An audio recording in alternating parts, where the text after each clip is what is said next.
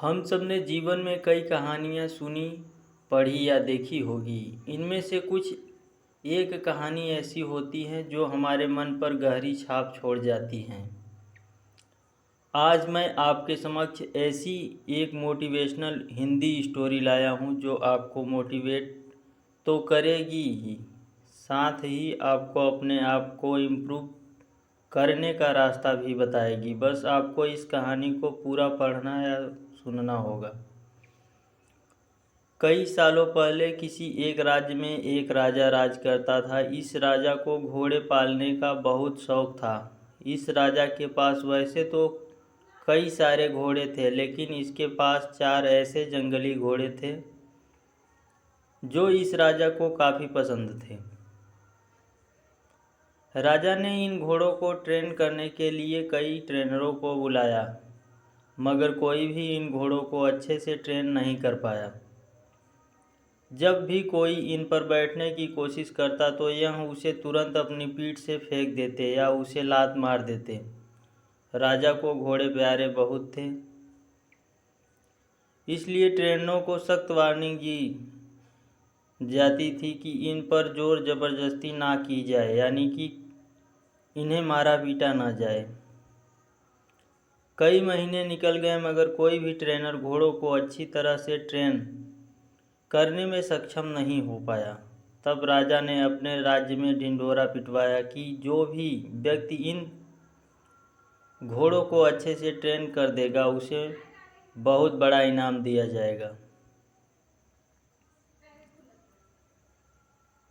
कुछ दिनों के बाद एक युवा ट्रेनर राजा के पास आया।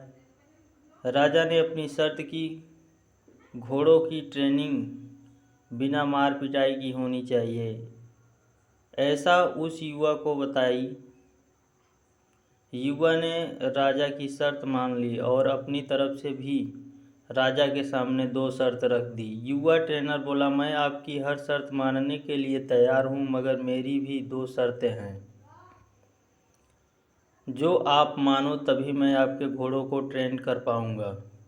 राजा ने कहा, पहले शर्त तो बताओ। ट्रेनर बोला, पहली शर्त है कि मुझे इन घोड़ों को ट्रेन करने के लिए कुछ महीने या पूरा साल भी लग सकता है,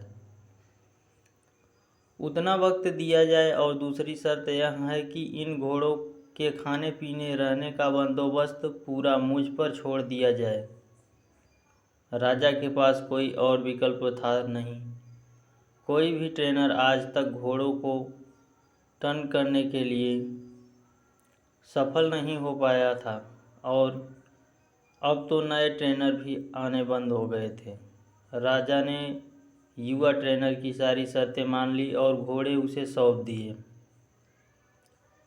युवा ट्रेनर अगले दिन से ही एक बड़े से बाड़े में इन घोड़ों को ले गया और वहां सबको खुला छोड़ दिया। ट्रेनर बाड़े के किनारे किनारे पर दौड़ने लगा। फिर दौड़ते दौड़ते थकने के बाद यह युवा ट्रेनर वहीं बाड़े में लेट गया। वहां से उठने के बाद उसने खुद ही घोड़ों को चारा खिलाया और पानी पिलाया। इन सब प्रक्रिया के दौरान उसने घोड़ों को नहीं बांधा था।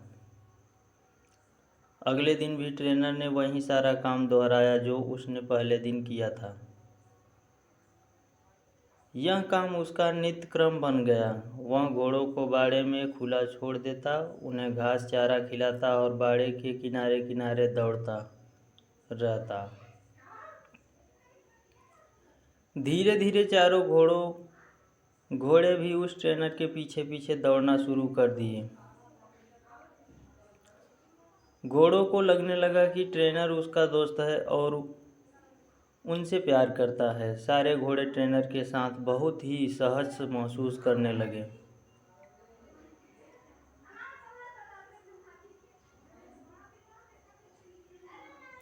कुछ महीने बीतने के बाद एक दिन राजा अपने घोड़ों की खबर लेने के लिए और यह देखने के लिए कि ट्रेनिंग कैसी चल रही है, बाड़े में आया। राजा ये देखकर खुश हो गया कि सारे घोड़े ट्रेनर के पीछे पीछे दौड़ रहे थे। राजा को अब यह यकीन हो गया कि यह ट्रेनर ही उसके घोड़ों को ट्रेन कर सकता है। राजा खुशी खुशी वहाँ से चला गया। देखते ही देखते 1 साल बीत गया। तब जाकर युवा ट्रेनर ने राजा को संदेश भिजवाया कि घोड़े पूरी तरह से ट्रेंड हो चुके हैं, सो राजा एक बार आकर देख लें।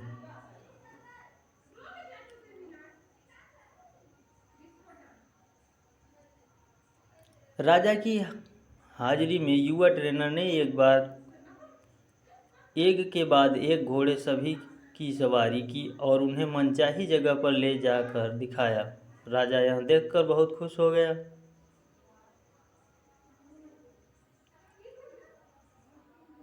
राजा ने युवा ट्रेनर से पूछा कि मुझे तुम बताओ कि तुमने यह कैसे किया। युवा ट्रेनर ने राजा को सारी बात समझाते हुए कहा, मैंने सबसे पहले इन घोड़ों को अपनापन महसूस कराया। इसके साथ रहकर मैंने इनको आज़ाद करके यह जताया कि मैं इनका दोस्त हूँ और मैं इनसे प्यार करता हूँ। फिर मैंने इनको खाना और पानी देकर उनके और करीब जाने की कोशिश की और इसके साथ खेल कर इन्हें सिखाने की कोशिश की। इस तरह धीरे धीरे यह मुझे अपने करीब आने देने लगे, अपनी पीठ पर बैठने देते और फिर एक दिन ऐसा भी आया जब मुझे यह पीठ पर बैठाकर दौड़ने लगे। राजा ने युवा ट्रेनर की समझदारी की प्रशंसा की। उसे वादे के अनुसार लाखों सोना मुहावरे दी और साथ ही हमेशा के लिए इन चारों घोड़ों की देखभाल करने की नौकरी भी दी।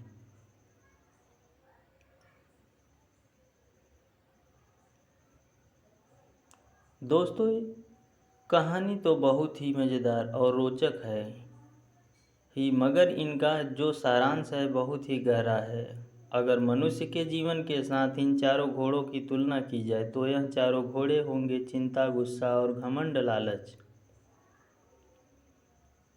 और मनुष्य की बुद्धि को हम युवा ट्रेनर की तरह देख सकते हैं। जिस तरह से युवा ट्रेन में समय लेकर और समझदारी से धीरे धीरे चारों बदमाश घोड़ों पर काबू पाया, उसी तरह कोई भी मनुष्य अपने जीवन के सबसे बदमाश घोड़े यानी कि चिंता, क्रोध, घमंड और लालच पर काबू पा सकता है।